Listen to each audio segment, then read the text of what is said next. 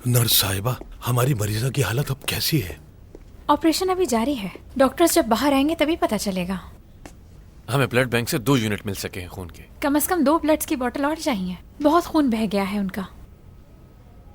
ठीक है, कुछ करते हैं, हो जाएगा कोई इंतजाम। हाँ, ढूंढ लेंगे भाई।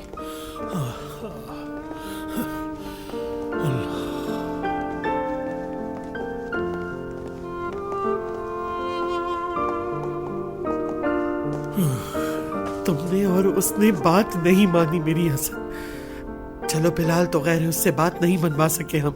उसने नहीं मानी हमारी बात। तुम तो मान लेती मेरी बात। शुक्र, इस बात की कोई हद नहीं। मैंने कहा था खुद को मत रुला, सिर्फ उस लड़की की वजह से आज तुम इस हाल में हो। शुक्रान, देखो आखिरकार तुमने मुझे अस्पताल लाकर ही छोड़ा मेरी बच्ची। बिलाल, इन लोगों ने जो बोला वो सच है? क्या ये सब फैजा के बाप ने करवाया है?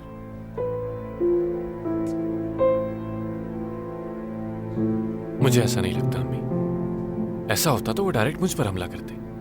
निजाती पर क्यों हमला किया उन्होंने? मैंने भी बस शुक्रान की तरह जब उन्हें लड़ते देखा तो निजाती की मदद के लिए आया, और उसके बाद ये सब कुछ हो गया। क्या तुम अभी भी उस लड़की से मिलते हो बेटा? अम्मी, ये भी कोई वक्त है ये सब पूछने का? आज के बाद मैं उन लोगों का नाम भी नहीं सुनना चाहती हूँ बिलाल। उस लड़की ने वादा किया था लेकिन फिर भी वो गवाही के लिए नहीं आई। लेकिन मेरी शुक्रान, वो हमेशा से चुप रही, लेकिन वो तुम्हारे लिए काफी नहीं था। उसने इजहार किया, वो भी काफी नहीं था। लेकिन अब तो उसने गोली खा के साबित कर दिया कि वो तुमसे कितनी मोहब्बत करती है।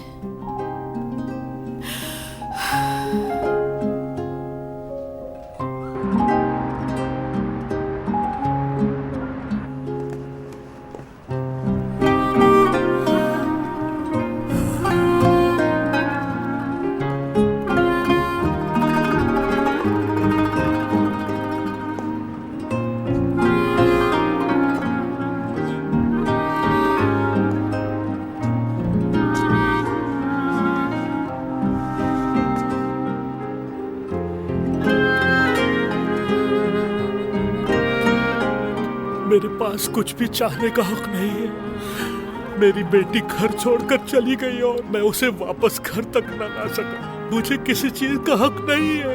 मुझे माफ कर दो सादिक, हमेशा तुम्हें कसूरवार ठहराया मैंने कहा उस पर दबाव मत डालो, उसे अपने हाल पर छोड़ दो। मुझे लगा वो बड़ी हो गई है, लेकिन मैं भूल गया था कि इश्क में हर दिल बच्चा बन जाता है। माफ कर दो मेरी बेटी, हिफाजत नहीं कर सका तुम्हारी। या मेरे अल्लाह, ईद के इस मुबारक दिन पर इस दुनिया में मेरी इकलौती बेटी की जिंदगी बाकी थे।